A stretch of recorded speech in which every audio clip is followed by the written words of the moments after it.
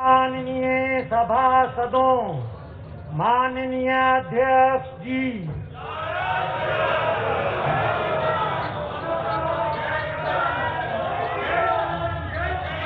Item number 1 Shrimati Nirmala Sitharaman ji, आप बैठ जाए। माननीय सदस्य प्लीज, माननीय सदस्य प्लीज, माननीय सदस्य please.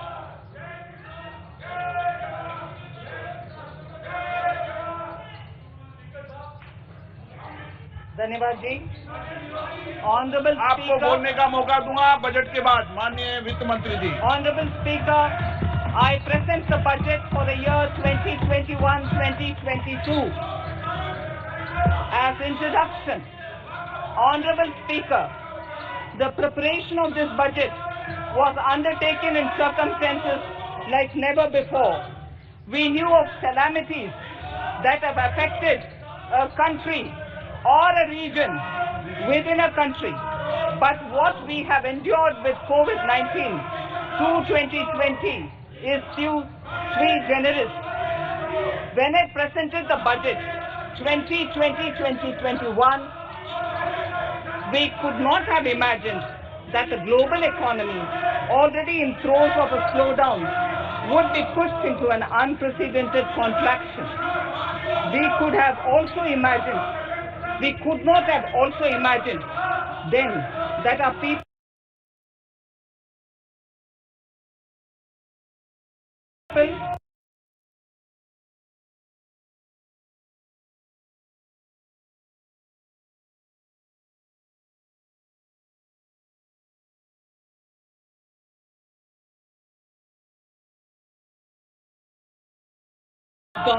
was far too high.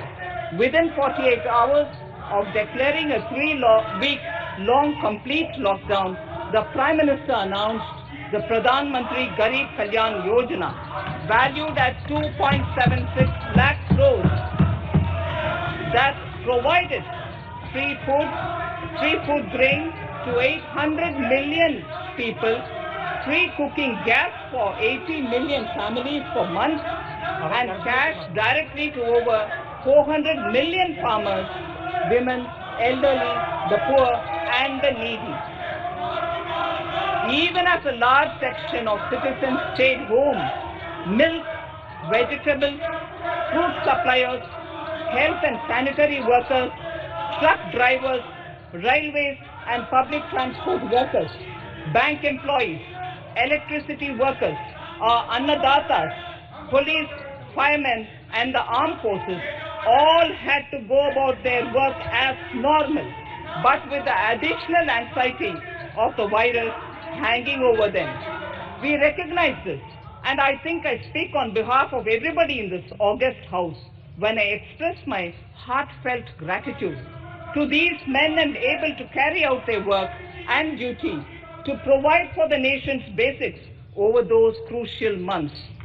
Speaker, sir, for public good, honorable members of parliament and members of legislative assemblies too offered their salaries. In May 2020, the government announced the Atmanirbhar Bharat package. To sustain the recovery further into the year, we also rolled out 2 more Atmanirbhar packages, 2 and 3. Total financial impact of all the Atmanirbhar Bharat packages, including measures taken by the RBI, was estimated to be about 27.1 lakh crores, which amounts to more than 13% of our GDP. As a government, we kept a watch on the situation and were proactive in our responses. The government, led by the Prime Minister, stretched its resources to deliver for most vulnerable sections of our society, the poorest of the poor, the Dalits, the tribals, the elderly, the migrant workers and our children. The Pradhan Mantri Garib Kalyan Yojana, the 3 Atmanirbhar packages and announcements made later were like 5 mini budgets in themselves. The Atmanirbhar packages accelerated our pace of structural reforms, redefinition of MSMEs, commercialization of the mining sector, agriculture and labor reforms, privatization of public sector undertakings, one nation, one ration card, production-linked incentive schemes are some of the notable reforms carried out during this period. Faceless income tax assessment, DBT, and financial inclusion are the others. Today, India has 2 vaccines available and has begun medically safeguarding not only her own citizens against COVID-19, but also those of 100 or more countries. It is added comfort to know that 2 or more vaccines are also expected soon. Honorable Prime Minister launched the vaccination drive by crediting and thanking our scientists. We are ever grateful for the strength and rigor of their efforts. Having said that, we are all reminded time and again that our fight against COVID-19 continues into 2021. Now, just as it happened after the 2 world wars, there are signs that the political, economic, and strategic relations in the post-COVID world are changing. This moment in history is the dawn of a new era, one in which India is well poised to truly be the land of promise and hope. I borrow the words of Rabindranath Tagore. Faith is the bird that feels the light and sings when the dawn is still dark. Faith is the bird that feels the light and sings when the dawn is still dark. In this spirit, I can't help but recall the joy that we as cricket-loving nation felt after the Team India's recent spectacular success in Australia. It has reminded us of all the qualities that we as a people, particularly our youth, epitomize of having abundant promise and the unsuppressed thirst to perform and to succeed. Today, data shows that India now has one of the lowest death rate of 112 per million population and one of the lowest active cases of about 130 per million. This has laid the foundation to the revival we are seeing now in the economy. This budget will be the first of this new decade. This budget will also be a digital budget, and that has happened with all your support. So far, only 3 times has a budget followed a contraction in the economy. All such contractions earlier were as a result of situations typical to India. This time, the contraction in our economy is due to a global pandemic, just like in several other countries. Having said that, I want to confidently state that our government is fully prepared to support and facilitate the economy's reset. This budget provides every opportunity for our economy to raise and capture the pace that it needs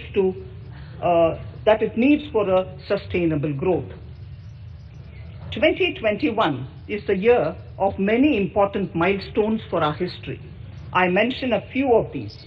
It is the 75th year of independence, 60 years of Goa's accession to India, 50 years of the 1971 India-Pakistan War. It will be the year of the 8th census of independent India. It will also be India's turn at the BRICS presidency, the year for our Chandrayaan-3 mission, and the Haridwar Mahakumbh.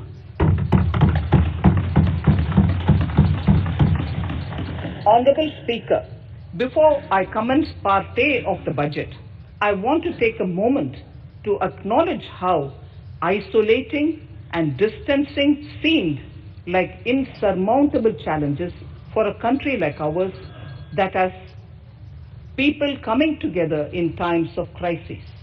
It hurts us in many ways. It hurt us in many ways. I bow my head in respect to every citizen for the endurance shown in facing what was an undeniably a tough year for all our physical and mental well-being. Part A.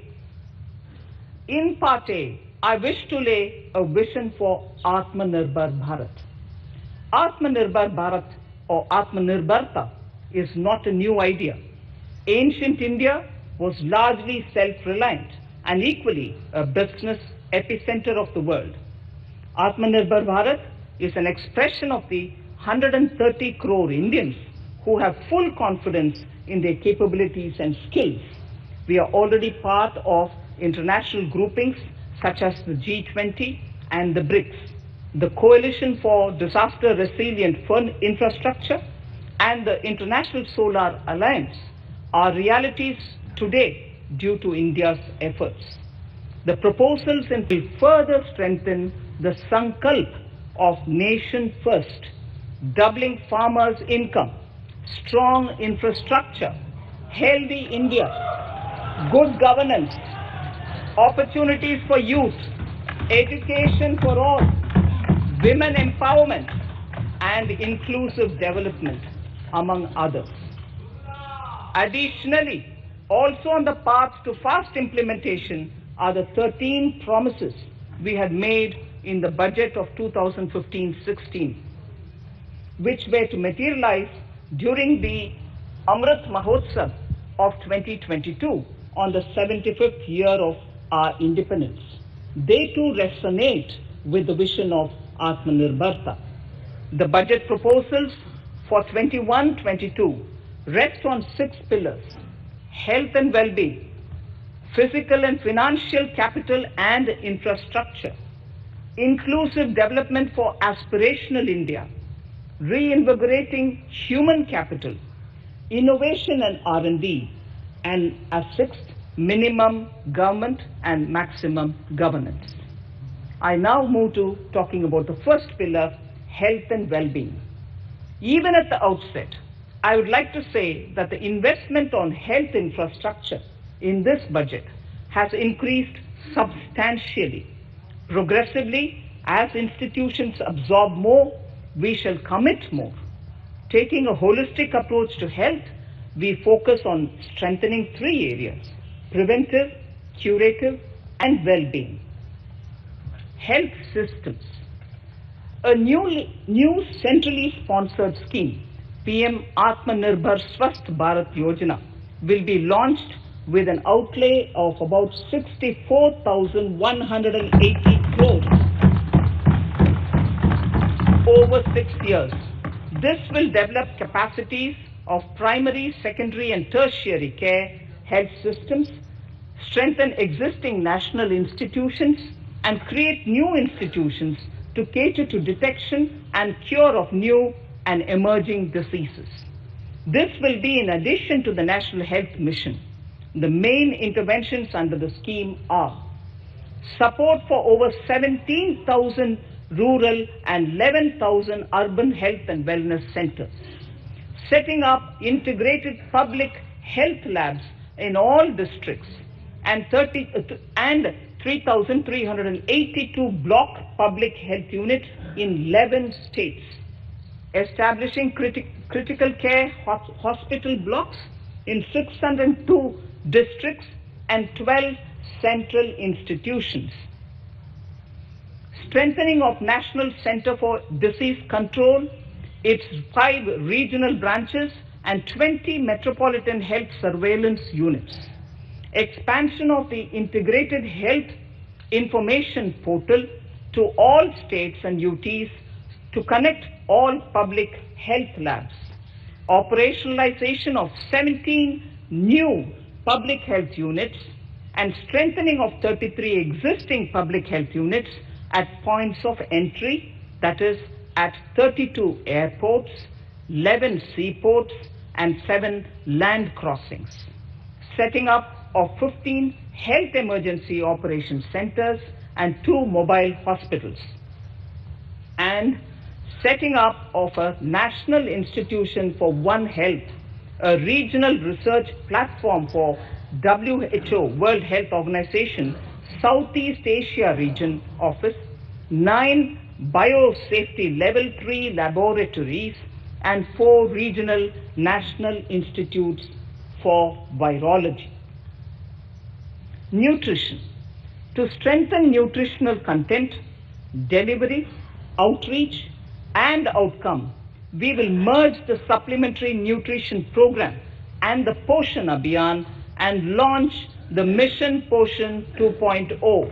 We shall adopt an intensified strategy to improve nutritional outcomes across 112 aspirational districts. Universal coverage of water supply. The World Health Organization has repeatedly stressed the importance of clean water, sanitation, and clean environment as a prerequisite to achieving universal health. The Jal Jeevan Mission Urban will be launched.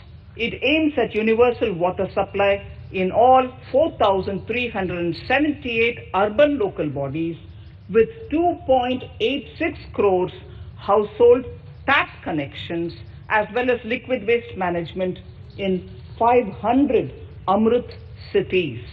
It will be implemented over 5 years with an outlay of 2,87,000 crores.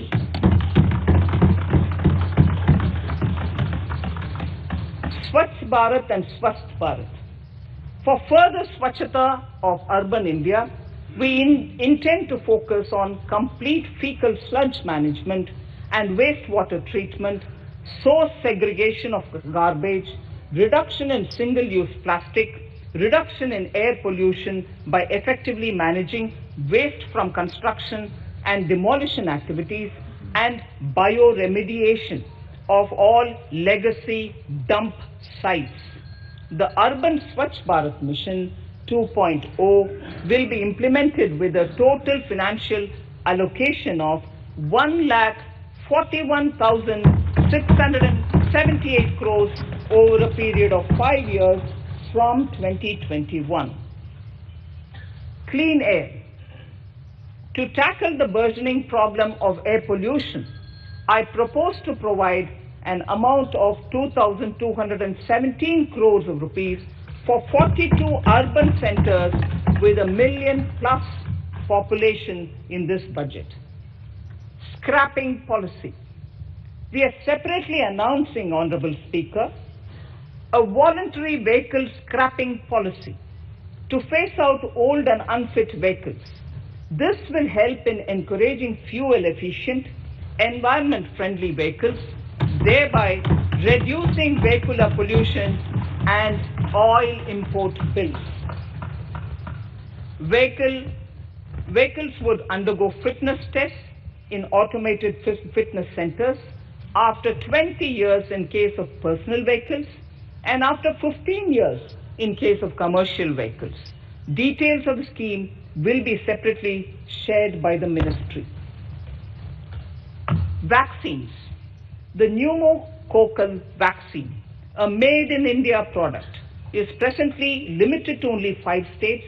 It will be rolled out across the country.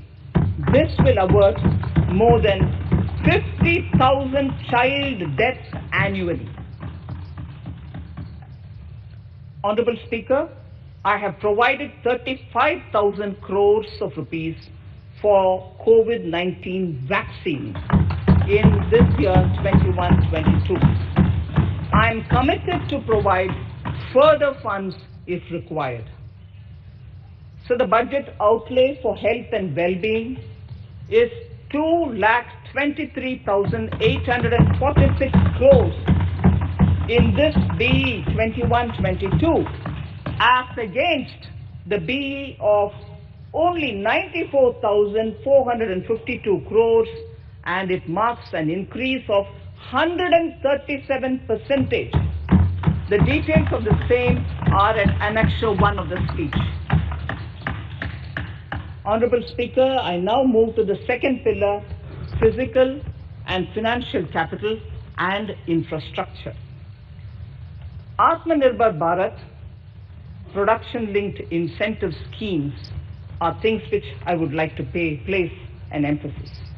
For a $5 trillion economy, our manufacturing sector has to grow in double digits on a sustained basis. Our manufacturing companies need to become an integral part of global supply chains, possess core competence and cutting-edge technology. To achieve all of the above, PLI schemes to create manufacturing global champions for an Atmanirbhar Bharat have been announced for 13 sectors. For this, the government has committed nearly 1.97 lakh crores over 5 years starting this financial year. This initiative will help bring scale and size in key sectors, create and nurture global champions, and provide jobs to our youth. Textiles. To enable the textile industry to become globally competitive, attract large investments, and boost employment generation, a scheme of Mega Investment Textiles Park will be launched in addition to the PLI scheme. This will create world-class infrastructure with plug-and-play facilities to create global champions in exports. 7 textile parks will be established over 3 years. Infrastructure. The National Infrastructure Pipeline, which I announced in December 2019, is the first of its kind. Whole of government exercise ever undertaken by Government of India. The NIP was launched with 6,835 projects. The project pipeline has now expanded to 7,400 projects. Around 217 projects worth rupees 1.10 lakh crores under some key infrastructure ministries have been completed. The NIP is a specific target which this government is committed to achieving over the coming years. It will require major increase in funding from both the government and the financial sector. In this budget, I propose to take concrete steps to do this in 3 ways. Firstly, by creating the institutions, the government and the financial sector. Secondly, by a big thrust on monetizing assets. I propose to take concrete steps to do this in 3 ways. In central, firstly, by creating the institutional structures. Infrastructure needs. Secondly, by a big thrust on monetizing assets. And thirdly, by enhancing the share of capital expenditure in central and state budgets. Necessary to act as a provider. Infrastructure needs long-term debt financing. Accordingly, a professionally managed development financial institution is necessary to act as a provider, enabler, and catalyst for infrastructure finance. The ambition accordingly to have I shall introduce a bill to set up a development financial institution. I have provided a sum of 20,000 crores rupees. Debt financing of InvITs and rates by foreign portfolio investors will be enabled by making suitable amendments in the relevant legislation. This will further ease access of finance to InvITs and rates, thus augmenting funds for infrastructure and real estate sectors. Asset monetization. Monetizing operating public infrastructure. Monetizing operating public infrastructure assets is a very important financing option for new infrastructure construction. A national monetization pipeline of potential brownfield infrastructure assets will be launched.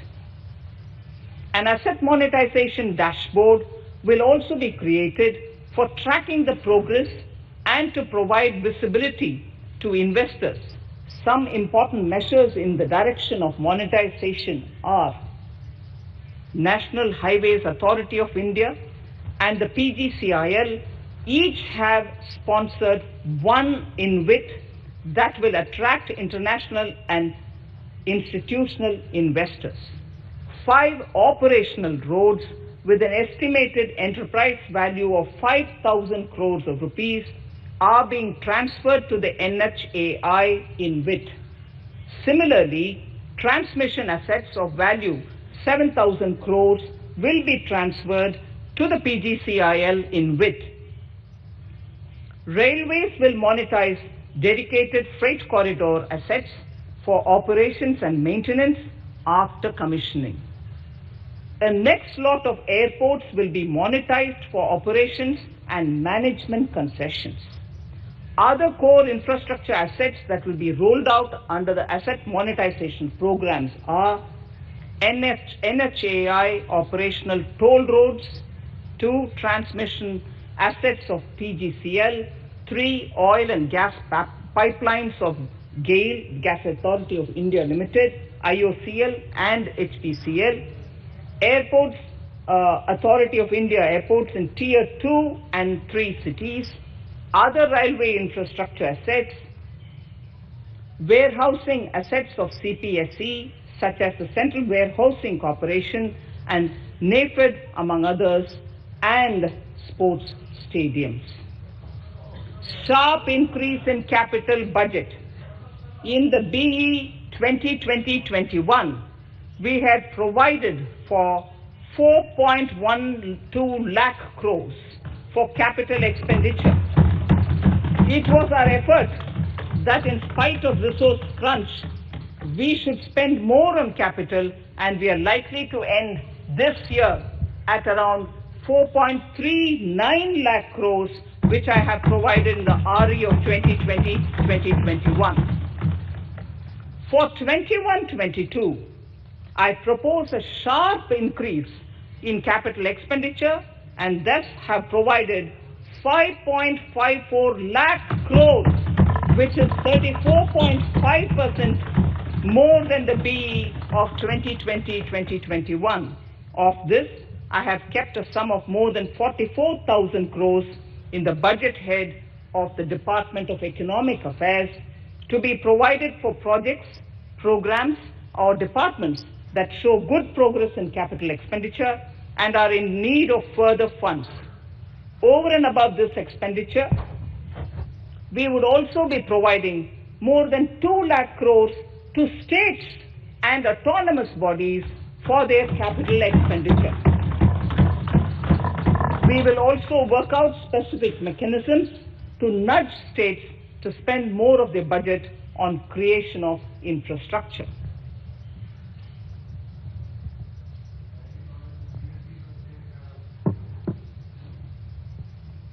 Roads and highways infrastructure.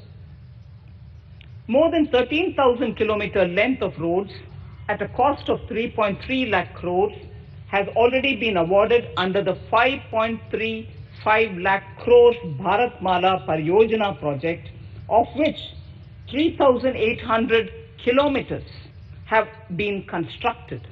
By March 2022, we would be awarding another 8,500 kilometers and complete an additional 11,000 kilometers of national highway corridors. To further augment road infrastructure, more economic corridors are also being planned. Some are 3,500 kilometers of national highway works in the state of Tamil Nadu at an investment of 1.03 lakh crores.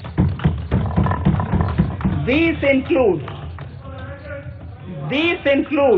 Madurai-Kollam corridor, Chittoor-Tachur corridor, and construction will start next year. Second, 1,100 kilometers of national highway works in the state of Kerala at an investment of 65,000 crores, including 600 kilometer section of Mumbai-Kanyakumari corridor in Kerala. Third, 675 kilometer of highway works in the state of West Bengal at a cost of 25,000 crores, including upgradation of existing road Kolkata-Siliguri.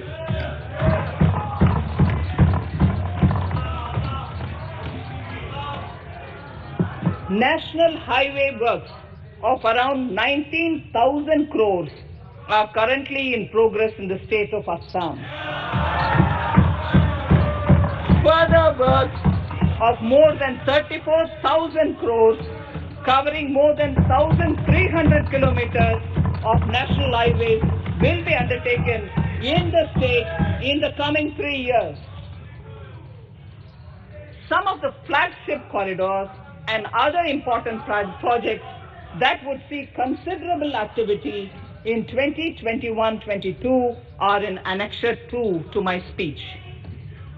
I am also providing an enhanced outlay of 1,18,101 crores, 1,18,101 crores for Ministry of Road Transport and Highways, of which 1,08,230 crores is for capital, the highest ever provided. Railway infrastructure. Honorable Speaker, sir, Indian Railways have prepared a National Rail Plan for India 2030. The plan is to create a future-ready railway system by 2030. Bringing down the logistic costs for an industry is at the core of our strategy to enable Make in India. It is expected that Western Dedicated Freight Corridor and Eastern Dedicated Freight Corridor will be commissioned by June 2022. The following additional initiatives are also proposed. The Sonnagar-Gomo sections, 263 kilometers of Eastern Dedicated Freight Corridor will be taken up in PPP mode in this year itself. Gomo-Dankuni section of 274.3 kilometers will be also taken up shortly in short succession. We will undertake future dedicated freight corridor projects, namely East Coast Corridor from Kharagpur to Vijayawada, from Bhusaval to Kharagpur to Dankuni, and North-South Corridor from Itarsi to Vijayawada. Detailed project reports will be undertaken in the first phase. Broad gauge route kilometers, RKM as I refer to, electrified is expected to reach 46,000 kilometers, 46,000 RKM. That is 72% by end of 2021 from 41,548 RKMs on 1st October 2020. 100% electrification of broad gauge routes will be completed by December 2023. For passenger convenience and safety, the following measures are being proposed.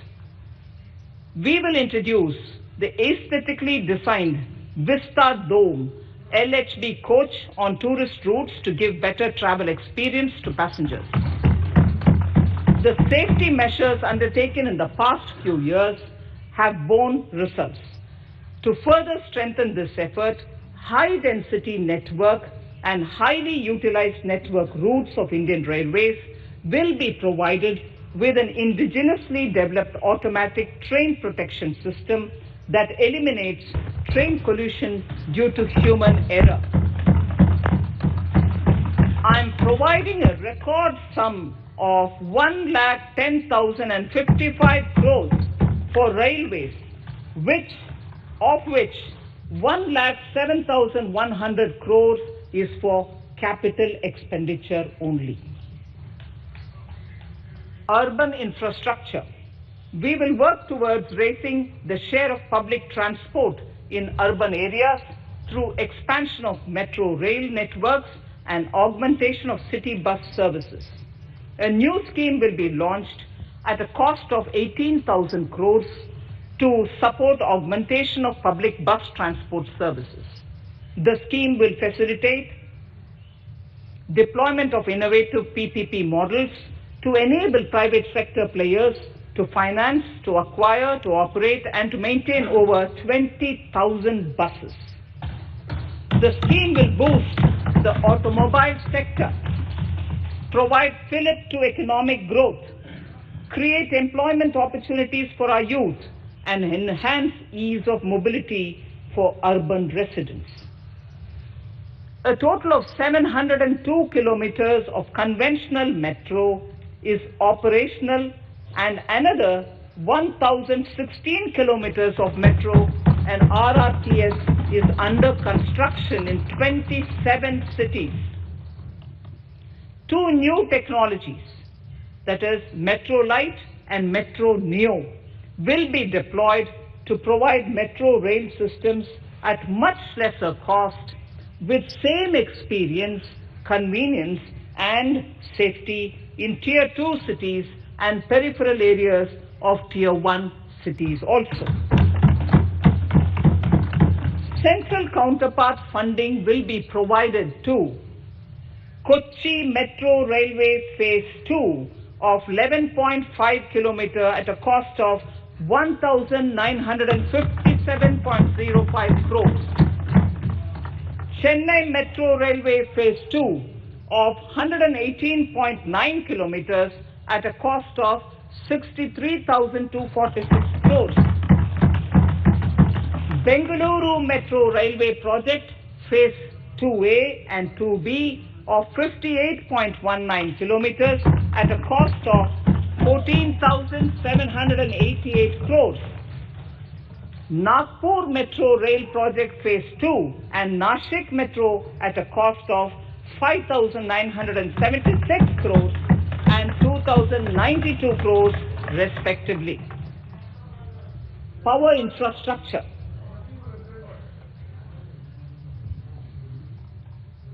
The past 6 years have seen a number of reforms and achievements in power sector. We have added 139 gigawatts of installed capacity, connected an additional 2.8 crore households, and added 1.41 lakh circuit kilometers of transmission lines. The distribution companies across the country are monopolies, either government or private. There is a need to provide choice to the consumers by promoting competition. A framework will be put in place to give consumers alternatives to choose from among more than one distribution companies. I read that sentence again. A framework will be put in place to give consumers alternatives to choose from among more than one distribution company. The viability of distribution companies is a serious concern. A revamped, reforms-based, result-linked power distribution sector scheme will be launched with an outlay of 3,05,984 crores over 5 years. The scheme will provide assistance to DISCOMs for infrastructure creation, including prepaid smart metering, feeder separation, upgradation of systems, etc., tied to financial improvements. Prime Minister, while speaking at the third reinvestment conference in November 2020, had announced plans to launch a comprehensive national hydrogen energy mission. It is now proposed to launch a hydrogen energy mission in 2021-22 for generating hydrogen from green power sources. Ports, shipping and waterways. Major ports will be moving from managing their operational services on their own to a model where a private partner will manage it for them. For the purpose, 7 projects worth more than 2,000 crores will be offered by the major ports on private-public partnership mode in FY 21-22. A scheme for promoting flagging of merchant ships in India will be launched by providing subsidy support to Indian shipping companies in global tenders floated by ministries and CPSCs, an amount of 1,624 crores will be provided over 5 years. This initiative will enable greater training and employment opportunities for Indian seafarers, besides enhancing Indian companies' share in global shipping. India has enacted Recycling of Ships Act in 2019 and acceded to the Hong Kong International Convention. Around 90 ship recycling yards at Alang in Gujarat have already achieved HKC compliant certificates. Efforts will be made to bring more ships to India from Europe and Japan. Recycling capacities of around 4.5 million light displacement ton LDT will be doubled by 2024. This is expected to generate an additional 1.5 lakh jobs for our youth. Petroleum and natural gas. Our government has kept fuel supplies running across the country without interruption during the COVID-19 lockdown period. Taking note of the crucial nature of the sector in people's lives, the following key initiatives are being announced. 1. Ujjwala scheme, which has benefited 8 crore households, will be extended to cover 1 crore more beneficiaries. We will add 100 more districts in next 3 years to the city gas distribution network. A gas pipeline project will be taken up in the Union Territory of Jammu and Kashmir. An independent gas transport system operator will be set up for facilitation and coordination of booking of common carrier capacity in all natural gas pipelines on a non-discriminatory open access basis. Financial capital.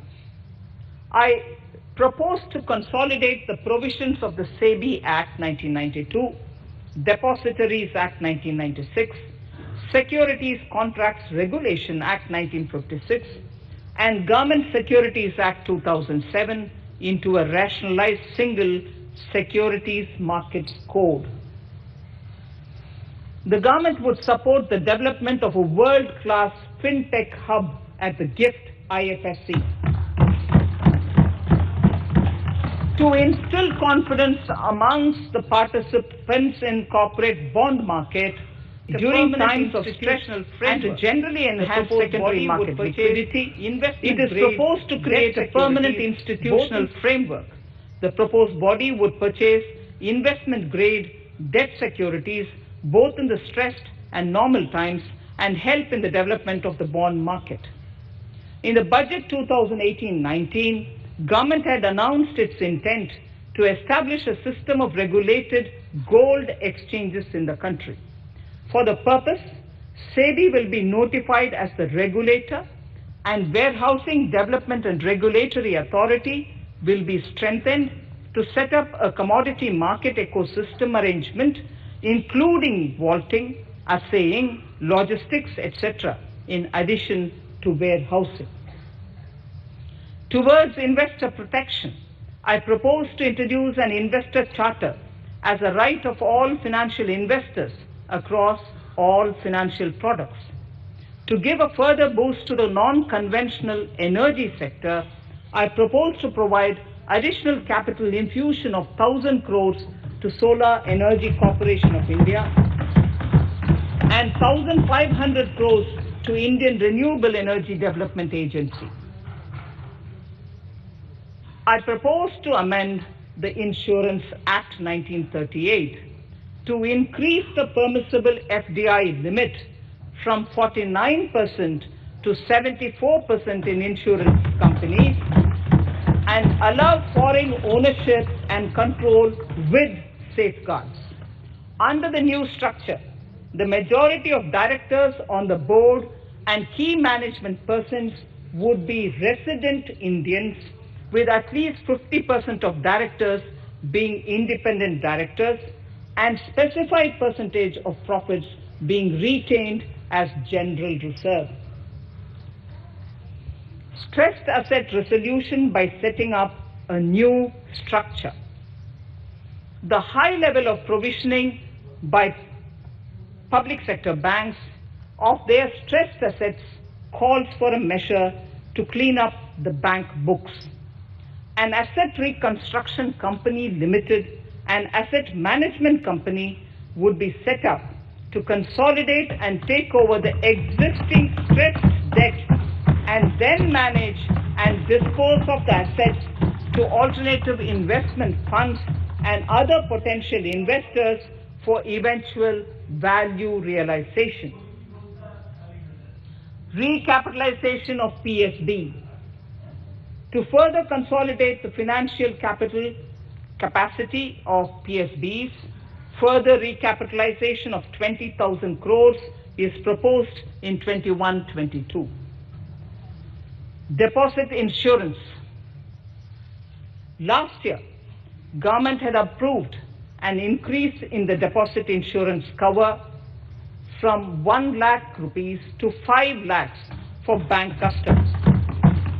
I shall be moving amendments to DICGC Act 1961 in this session itself to streamline the provision so that if a bank is temporarily unable to fulfill its obligations, the depositors of such bank can get easy and time-bound access to their deposits to the extent of the deposit insurance cover.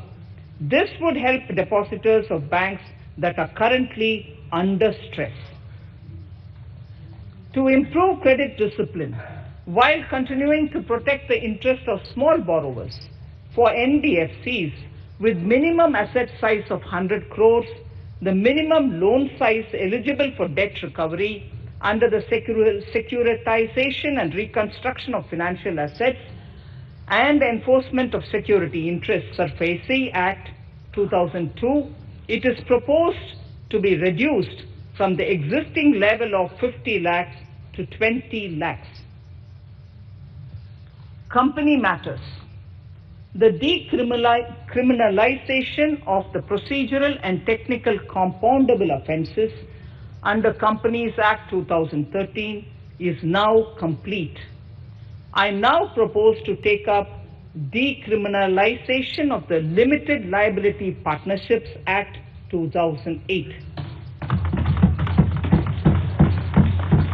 Honorable Speaker, I propose to revise the definition under the Companies Act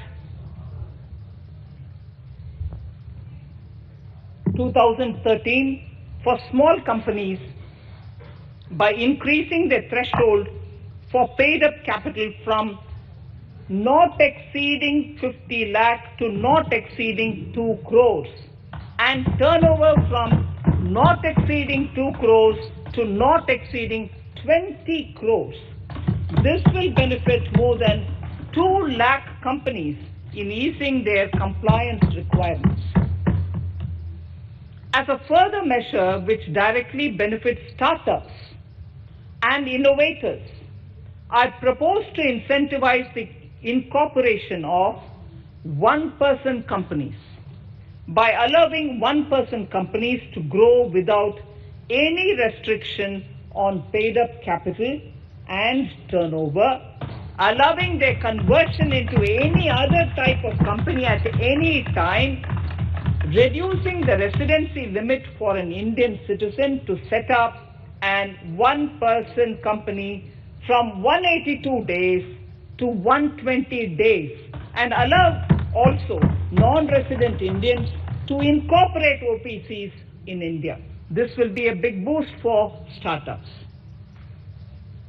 To ensure faster resolution of cases, the NCLT framework will be strengthened, e-court system shall be implemented, and alternate methods of debt resolution and special framework for MSMEs shall be introduced. During the coming fiscal, we will be launching data analytics, artificial intelligence, machine learning driven MCA 2.1 version to MCA 21 version 3.0. MCA 21 version 3.0. This version 3.0 will have additional modules for e-scrutiny, e-adjudication, e-consultation, and compliance management. Disinvestment and strategic sale. In spite of COVID-19, we have kept working towards strategic disinvestment. A number of transactions, namely BPCL, Air India, Shipping Corporation of India, Container Corporation of India, IDBI Bank, Bharat Earth Movers Limited, Pawan Hans, Neelachal Ispat Nigam Limited, among others, would be completed in 21-22. Other than IDBI Bank, we propose to take up the 2 public sector banks and 1 general insurance company in the year 21-22. This would require legislative amendments, and I propose to introduce the amendments in this session itself. In 21-22, we would also bring the IPO of LIC, for which I am bringing the requisite amendments in this session itself. In the Atmanirbhar package, I had announced that we will come out with a policy of strategic disinvestment of public sector enterprises. I'm happy to inform the House that the government has the government has approved the said policy. The policy provides a clear roadmap for disinvestment in all non-strategic and strategic sectors. We have kept 4 areas that are strategic, where bare minimum CPSEs will be maintained and rest privatized. In the remaining sectors of all CPSEs will be privatized. The main highlights of the policy are mentioned in Annexure 3. To fast forward the disinvestment policy, I'm asking NITI to work out on the next list of center public sector companies that would be taken up for strategic disinvestment. To similarly incentivize states to take to disinvestment of their public sector companies, we will work out an incentive package of central funds to states. Idle assets will not contribute to Atmanirbhar Bharat. The non-core assets largely consist of surplus land with government ministries and departments and public sector enterprises. Monetizing of land can either be by way of direct sale or concession, or by similar means.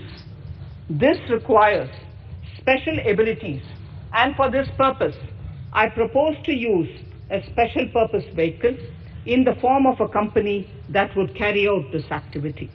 In order to ensure timely completion of closure of sick or loss-making CPSEs, we will introduce a revised mechanism that will ensure timely closure of such units. I have estimated 1,75,000 crores as receipts from disinvestment in BE 21-22.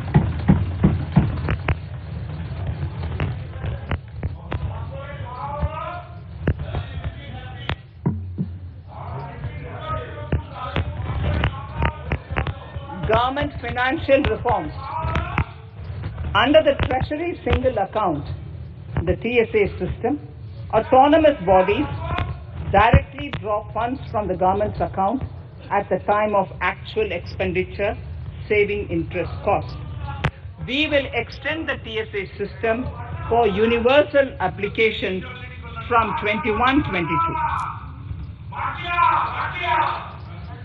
On the recommendation of the 15th Finance Commission, we have undertaken a detailed exercise to rationalize and bring down the number of centrally sponsored schemes.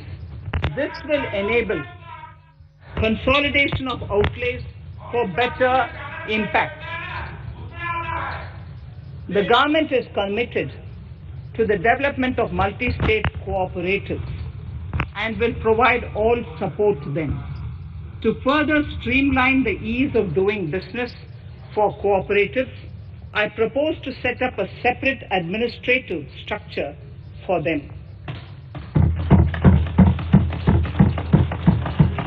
So the third pillar of Atmanirbhar Bharat, inclusive development for aspirational India.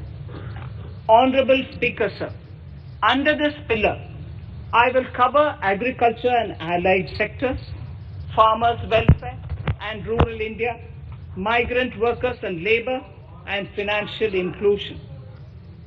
Agriculture.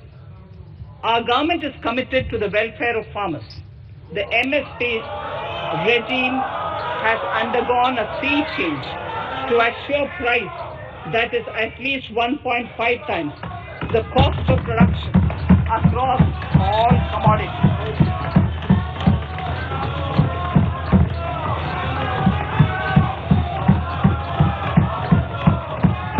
The procurement has also continued to increase at a steady pace. This has resulted in increase in payment to farmers substantially. In case of wheat, a total amount paid to farmers in 2013-14. Honorable Speaker, sir, the data that I give now is important for all honorable members to kindly hear. In case of wheat, the total amount paid to farmers in 2013-14 was 33,874 crores. In 2019-20, it was 62,802 crores. And even better, Honorable Speaker, in 2020-2021, this amount paid to farmers was 75,060 crores.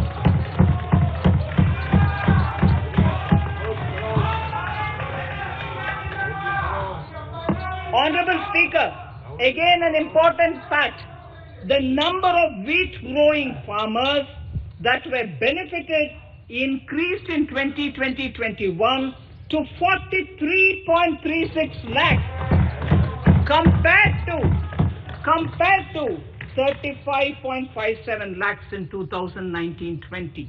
That much of an increase within 1 year. For paddy, again an important data. For paddy, the amount paid in 2013-14 was 63,928 crores. In 2019-20, this increased to 1,41,930 crores. Even better, in 2020-2021,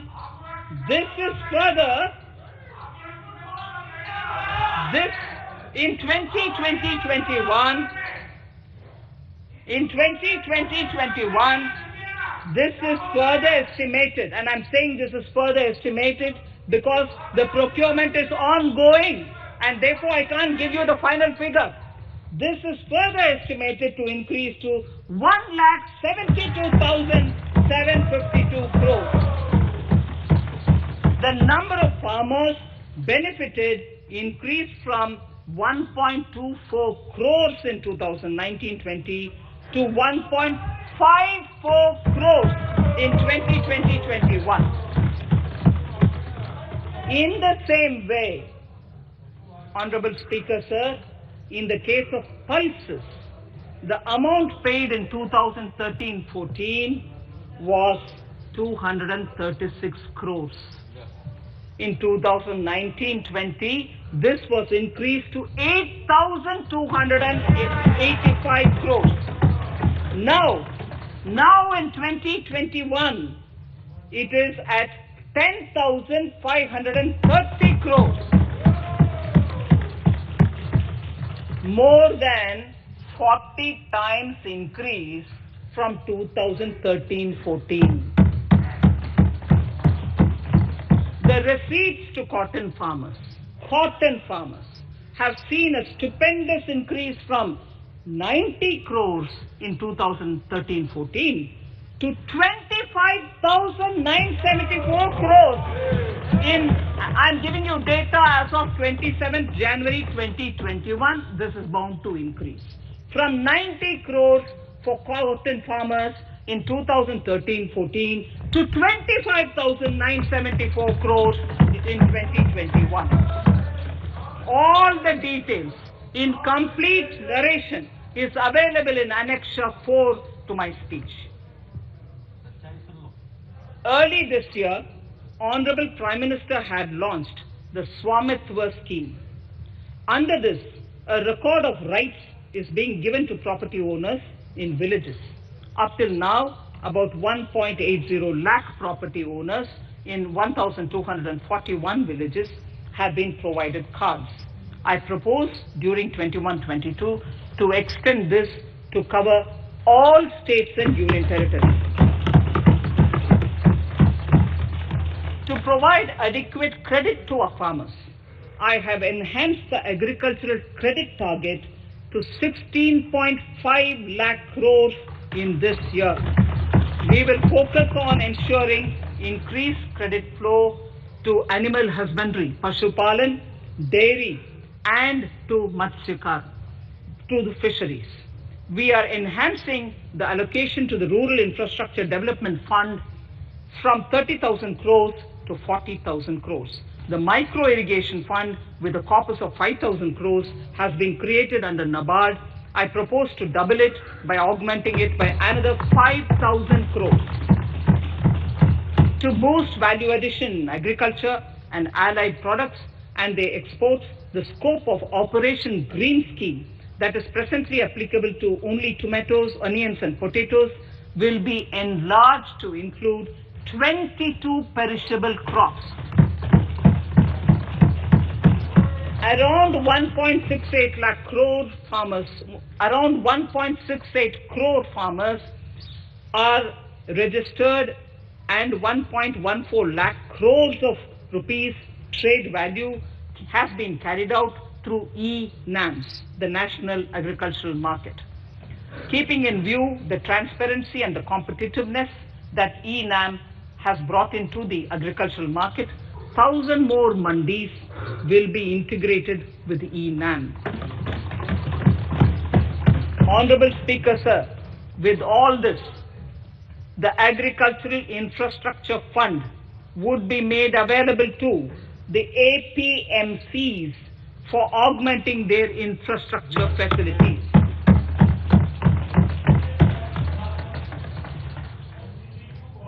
Fisheries. I am proposing substantial investments in the development of modern fishing harbors and fish landing centers. To start with, 5 major fishing harbors, Kochi, Chennai, Visakhapatnam, Paradip and Petua Ghat, will be developed as hubs for economic activity. We will also develop inland fishing harbors and fish landing centers along the banks of rivers and waterways. Seaweed farming is an emerging sector with potential to transform the lives of coastal communities. It will provide large-scale employment and additional incomes. To promote seaweed farming and cultivation, I propose a multi-purpose seaweed park to be established in Tamil Nadu. Migrant workers and laborers. We have launched the One Nation, One Ration Card scheme, through which beneficiaries can claim their rations anywhere in the country. Migrant workers in particular benefit from the scheme. Those staying away from their families can partially claim their ration where they are stationed, while their family in their native places can claim the rest. I am happy to inform you that One Nation, One Ration Card plan is under implementation by 32 states and union territories, reaching about 69 crore beneficiaries. That's a total of 86% beneficiaries covered. The remaining 4 states and UTs will be integrated in the next few months. To further extend our efforts towards the unorganized labor force, migrant workers in particular, I propose to launch a portal that will collect relevant information on gig workers, building and construction workers, among others. This will help formulate health, housing, skill, insurance credit, and food schemes for all migrant workers. We will conclude a process that began 20 years ago with the implementation of the 4 labor codes. For the first time globally, social security benefits will be extended to gig and platform workers.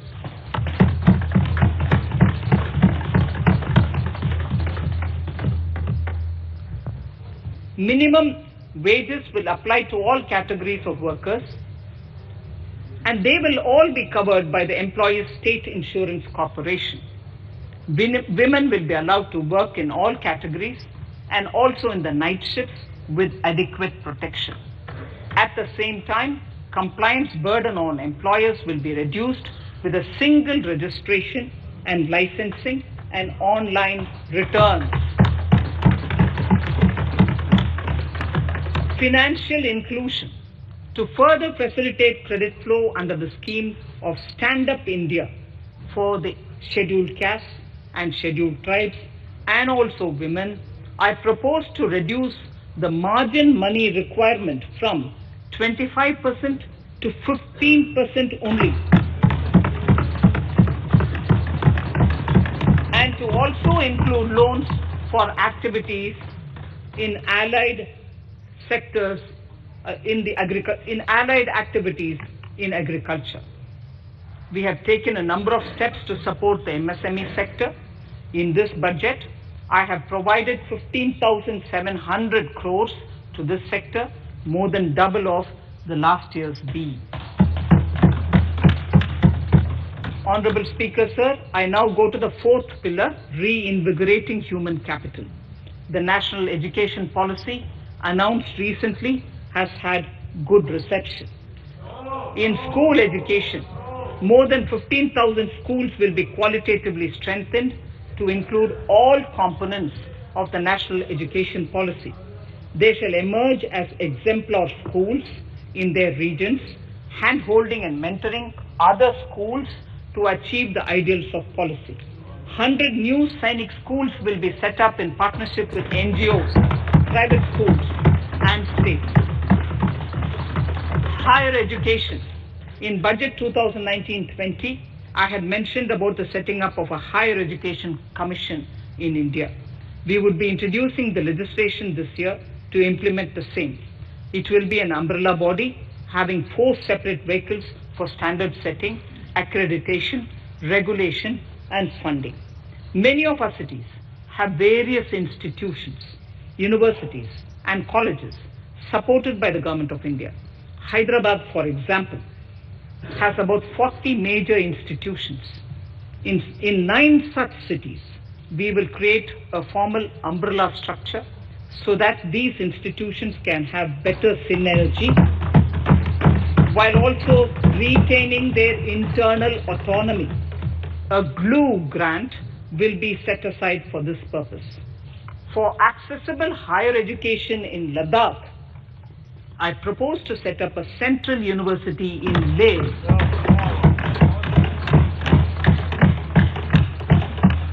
The other important projects to be taken up as a part of the NEP are listed in Annexure 5. Scheduled caste and scheduled tribes welfare. We have set ourselves a target of establishing 750 Eklavya model residential schools in our tribal areas. I propose to increase the unit cost of each such school from 20 crores, which is what it is now, to 38 crores, and for hilly and difficult areas to 48 crores. This would help creating robust infrastructure facilities for our tribal students. We have revamped the post-metric scholarship scheme for the welfare of scheduled caste students. I have also enhanced the central assistance in this regard. We are allotting 35,219 crores for 6 years till 25-26 to benefit 4 crore scheduled caste students. Skilling. In 2016, we had launched the National Apprenticeship Promotion Scheme. The government proposes to amend the Apprenticeship Act with a view to further enhancing apprenticeship opportunities for our youth. We will realign the existing scheme of National Apprenticeship Training Scheme for providing post-education apprenticeship training of graduates and diploma holders in engineering. Over 3,000 crores will be provided for this purpose. An initiative is underway, Honorable Speaker, in partnership with the United Arab Emirates to benchmark skill qualifications, assessment and certification, accompanied by the deployment of certified workforce. We also have a collaborative training intertraining program between India and Japan to facilitate transfer of Japanese industrial and vocational skills, techniques and knowledge. We will take forward this initiative with many more countries also.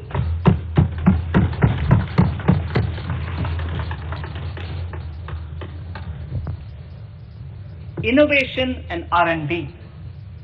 In my budget speech of 2019, I had announced the National Research Foundation. We have now worked out the modalities, and the NRF outlay will be of 50,000 crores over 5 years. It will ensure that the overall research ecosystem in the country is strengthened with focus on identified national priority thrust areas. There has been a manifold increase in digital payments in the recent past. To give a further boost to digital transactions, I earmarked 1,500 crores for a proposed scheme that will provide financial incentive to promote digital mode of payment. We will undertake a new initiative, National Language Translation Mission. This will enable the wealth of governance and policy-related knowledge on the internet being made available in major Indian languages.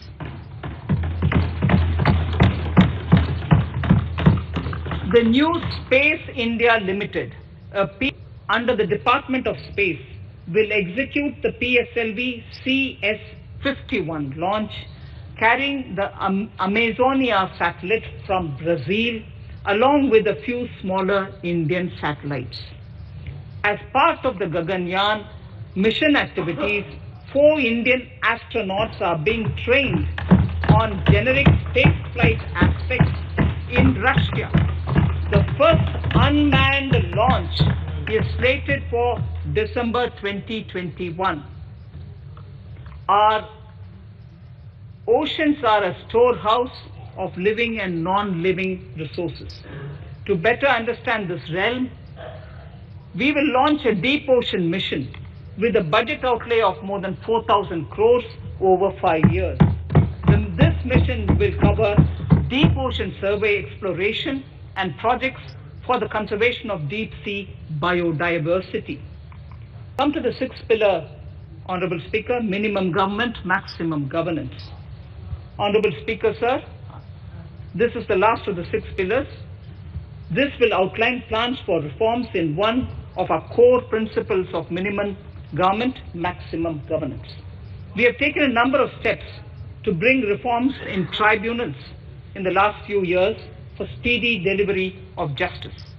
Continuing with the reforms process, I now propose to take further measures to rationalize the functioning of tribunals.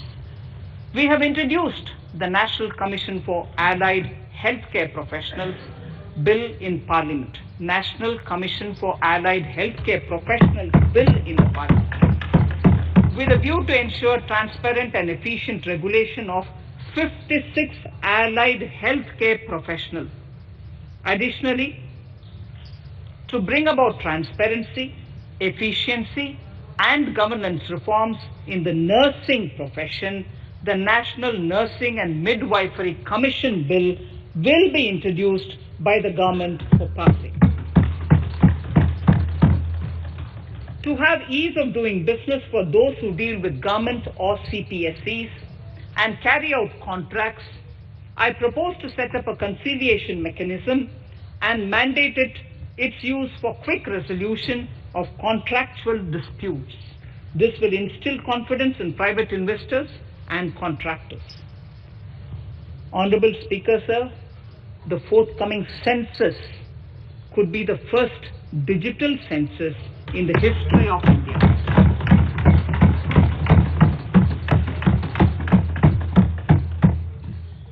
For this monumental milestone marking task, I have allocated 3,768 crores in this year, 21-22.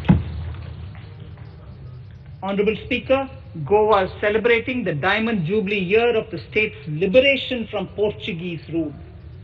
From the Government of India's side, I propose to grant 300 crores to the Government of Goa for the celebration. I propose to provide 1,000 crores for the welfare of tea workers, especially women and children in Assam and West Bengal. A special scheme will be devised for the same.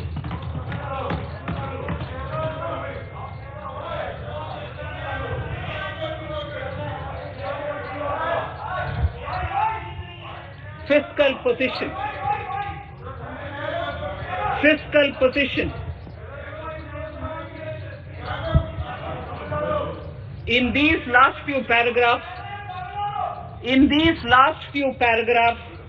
of part A of my speech, I draw the attention of this august House to the fact that at the beginning of the current financial year, the pandemic's impact on the economy resulted in a weak revenue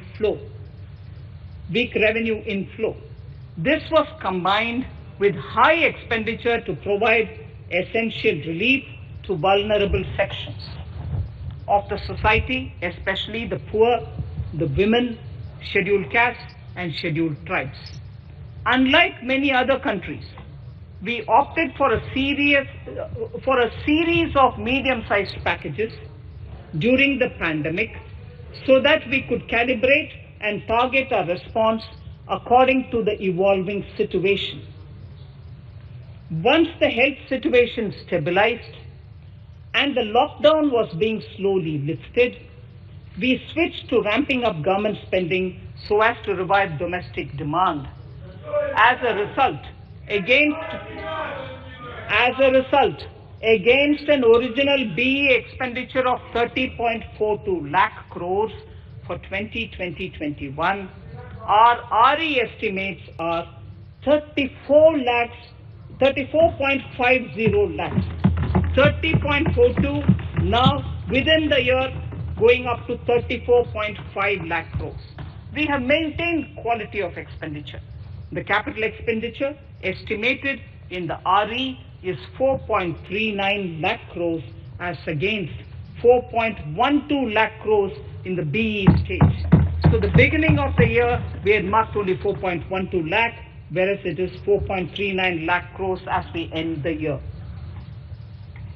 Fiscal deficit in RE 2020-2021 is pegged at 9.5% of the GDP. Fiscal deficit in RE 2020-2021 is pegged at 9.5% of GDP. We have funded this through government borrowings, multilateral borrowings, small saving funds, and short-term borrowings. We would need another 80,000 crores, for which we would be approaching the market in these 2 months. We would be needing another 80,000 crores, for which we would be approaching the markets in these 2 months. To ensure that the economy is given the required push, our BE estimates for expenditure in 21-22 are 34.83 lakh crores.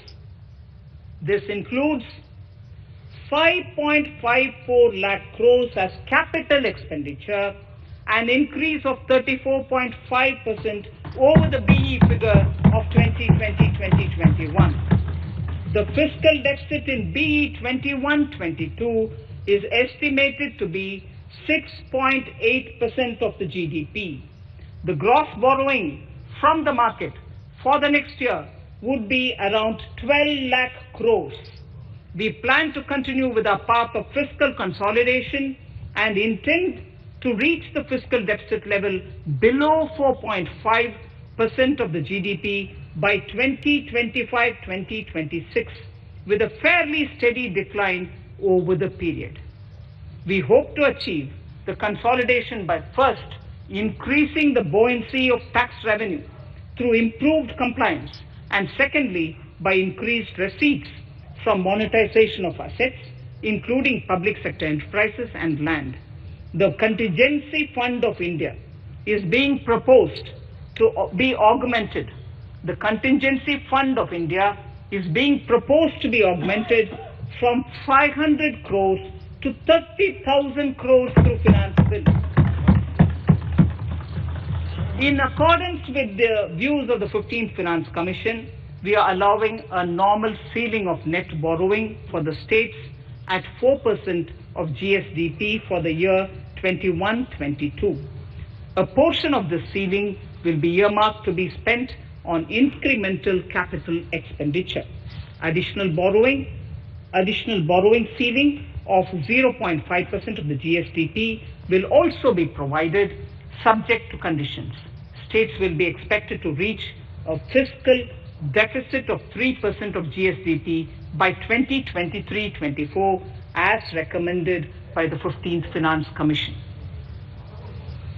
In the July 2019-20 budget, I introduced the Statement 27 on extra budgetary resources. It disclosed the borrowings of the government agencies that went towards funding Government of India schemes and whose repayment burden was on the government. In my 2020-21 budget, I enhanced the scope and coverage of that statement by including the loans provided by government to the FCI, the Food Corporation of India. Taking a step further in this direction, I propose to discontinue the NSSF loan to FCI for food subsidy, and accordingly, budget provisions have been made in RE 2020-21 and in the BE 2021-22. The extra budgetary resource details are at Annexure 6. We know that the FRBM Act mandates fiscal deficit of 3% of GDP to be achieved by 31st March 2020-2021. The effect of this year's unforeseen and unprecedented circumstances has necessitated the submission of a deviation statement under Sections 4 of Subclause 5 and Section 7, Subclause 3b of the FRBM Act, which I am laying on the table of the House as part of the FRBM documents.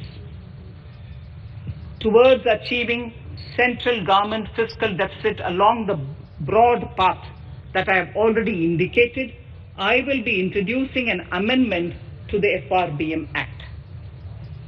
Honorable Speaker, on the 9th of December 2020, the 15th Finance Commission submitted its final report covering the period 2021 to 2026 to the Rashtrapati Ji.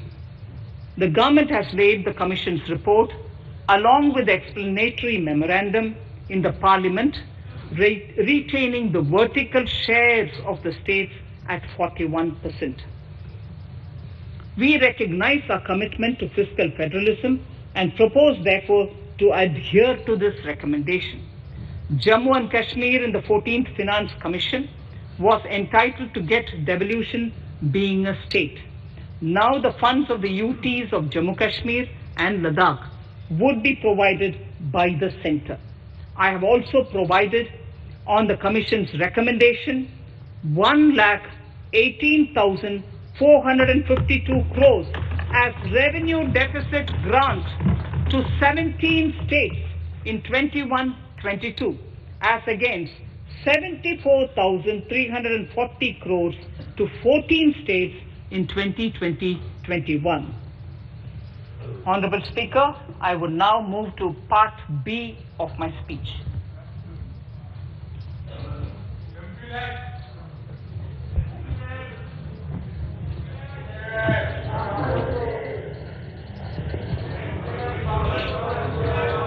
Honorable Speaker, the world is facing a serious challenge of the pandemic and its aftershock. In these trying times, when many economies are struggling to revive, our people and our industry have exhibited remarkable resilience. As I mentioned already, post-pandemic, a new world order seems to be emerging, one in which Asia is poised to occupy a prominent position, and India will have a leading role therein. In this scenario, our tax system has to be transparent, efficient, and should promote investments and employment in our country. At the same time, it should put minimum burden on our taxpayers. I borrow the words of Thiruvalluvar, the saint. Yetrunum, Eatanum, Kathanum, Katha Vaguttanum, Nalla Valladarasu. A king or a ruler is the one who creates and acquires wealth, protects and distributes it for common good. Tirukkural. Direct tax proposals. Keeping this in mind, the words of Tirukkural, our government introduced a series of reforms in the direct tax system for the benefit of our taxpayers and the economy. Few months prior to the pandemic, in order to attract investments, we slashed our corporate tax rate to make it among the lowest in the world. The dividend distribution tax too was abolished. The burden of taxation on small taxpayers was eased by increasing rebates. In 2020, the return filers saw a dramatic increase to 6.48 crores from 3.31 crores in 2014. In the direct tax administration, we had recently introduced the faceless assessment and faceless appeal. I now seek to take further steps to simplify the tax administration, ease compliance, and reduce litigation. Relief to senior citizens. I begin my direct tax proposals by offering my pranam to our senior citizens. Many of them, despite having foregone several basic necessities of their own, have strived to build our nation. Now in the 75th year of independence of our country, when we continue our endeavor with renewed vigor, we shall reduce compliance burden on our senior citizens who are 75 years of age and above. For senior citizens who only have pension and interest income, I propose exemption from filing their income tax returns.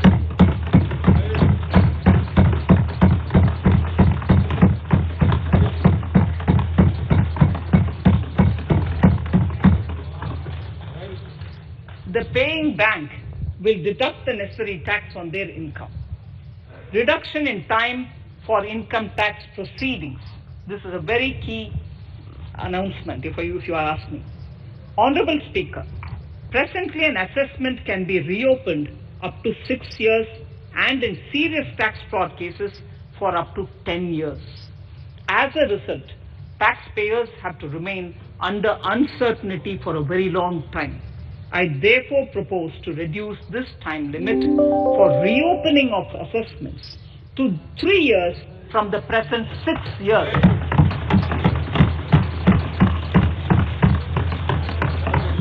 In serious tax evasion cases too, only where there is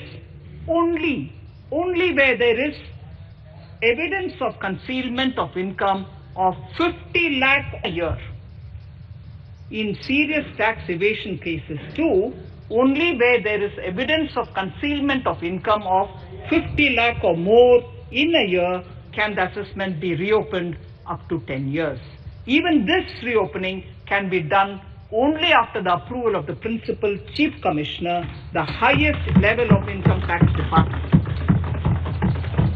Setting up the Dispute Resolution Committee. Honorable Speaker, it has been the resolve of this government to reduce litigation which mars the present taxation system. The government came out with the Direct Taxation Vivad Se Vishwas scheme to give taxpayers an opportunity to settle long-pending disputes and be relieved to further strain on their time and resources. As over 110,000 taxpayers have already opted to settle tax disputes of over 85,000 crores under the scheme. To further reduce litigation for small taxpayers, I propose to constitute a dispute resolution committee for them, which will be faceless to ensure efficiency, transparency and accountability. Anyone with a taxable income up to 50 lakh and disputed income up to 10 lakh shall be eligible to approach the committee. Faceless IT-AT. For ease of compliance and to reduce discretion, we are committed to make the taxation processes faceless. The government has already introduced faceless assessment and appeal this year. The next level of income tax appeal is the Income Tax Appellate Tribunal. I now propose to make this tribunal faceless. We shall establish a national faceless Income Tax Appellate Tribunal Center. All communication between the tribunal and the appellant shall be electronic. Where personal hearing is needed, it shall be done through video conferencing. Relaxations to NRI. When non-resident Indians return to India, they have issues with respect to their accrued incomes in their foreign retirement accounts. This is usually due to mismatch in taxation period. They also face difficulties in getting credit for Indian taxes in foreign jurisdictions. I propose to notify rules for removing their hardship of double taxation. Exemption from audit. Currently, if your turnover exceeds 1 crore, you have to get your accounts audited. In February 2020 budget, I had increased the limit for tax audit to 5 crores for those who carry out 95% of their transactions digitally. To further incentivize digital transactions and to reduce compliance burden, I propose to increase this limit for tax audit for such persons from 5 crores to 10 crores. Relief for dividend. In the previous budget, I had abolished the dividend distribution tax in order to incentivize investment. Dividend was made taxable in the hands of shareholders. Now, in order to provide ease of compliance, I propose to make dividend payment to rate and InvIT exempt from TDS. Further, as the amount of dividend income cannot be estimated correctly by the shareholders for paying advance tax, I propose to provide that advance tax liability on dividend income shall arise only after the declaration or payment of dividend. The foreign portfolio investors, I propose to enable deduction of tax on dividend income at lower treaty rate. Attracting foreign investment into infrastructure sector. In the last budget, for attracting foreign investment in the infrastructure sector, we exemption, subject to certain conditions, to foreign sovereign wealth funds and pension funds on their income from investment in Indian infrastructure. We have noticed that few of such funds are facing difficulties in meeting some of the conditions. In order to ensure that a large number of funds invest in India, I propose to relax some of these conditions relating to prohibition on private funding, restriction on commercial activities, and direct investment in infrastructure. In order to allow funding of infrastructure by issue of zero coupon bonds, I propose to make notified infrastructure debt funds eligible to raise funds by issuing tax efficient zero coupon bonds. Affordable housing.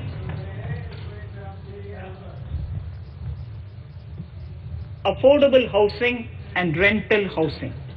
This government sees housing for all and affordable housing as priority areas.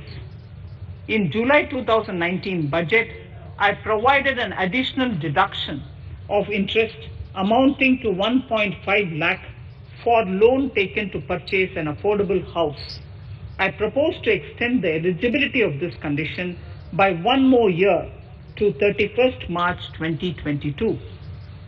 The additional deduction of 1.5 lakh shall therefore be available for loans taken up to 31st March 2022 for the purchase of affordable houses. Further, to keep up the supply of affordable houses, I propose that the affordable housing projects can avail a tax holiday for one more year till 31st March 2022. These are available now for projects also. We are committed to promote supply of affordable rental housing for migrant workers. For this, I propose to allow tax exemption for notified affordable rental housing projects. Tax incentives to IFSC. As I mentioned in Part A of this speech, the government is committed to making the International Financial Services Center in GIFT City a global financial hub. In addition to the tax incentives already provided, I propose to include, among others, tax holiday for capital gains for aircraft leasing companies, tax exemption for aircraft lease rentals paid to foreign lessors, tax incentive for relocating foreign funds in the IFSC, and to allow tax exemption to the investment division of foreign banks located in the IFSC. Pre-filling of returns. Honorable Speaker, in order to ease compliance for the taxpayer, details income, tax payments, TDS, etc. already come pre-filled in income tax returns. To further ease filing of returns, details of capital gains from listed securities, dividend income, and interest from banks, post office, etc. will also be now released to small trusts. We hope to reduce compliance burden on small charitable trusts running educational institutions and hospitals. So far, there is a blanket exemption to such entities whose annual receipt does not exceed 1 crore of rupees. I now propose to increase this amount to 5 crores.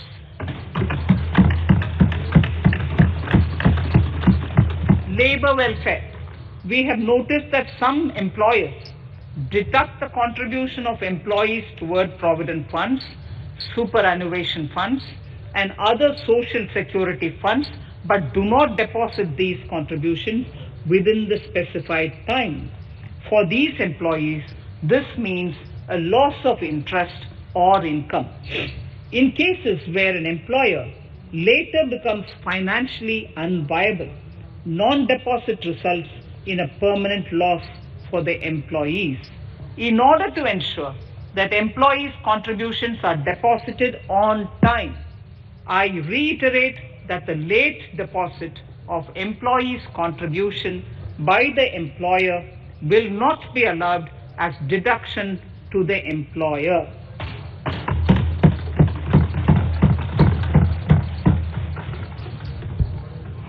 Incentives for startups.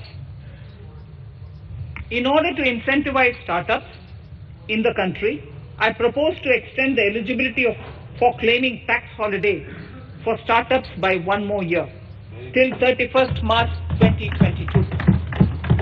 Further, in order to incentivize funding for the startups, I propose to extend the capital gains exemption for investment in startups by one more year till 31st March 2022. Sir, I now come to indirect tax proposals. GST.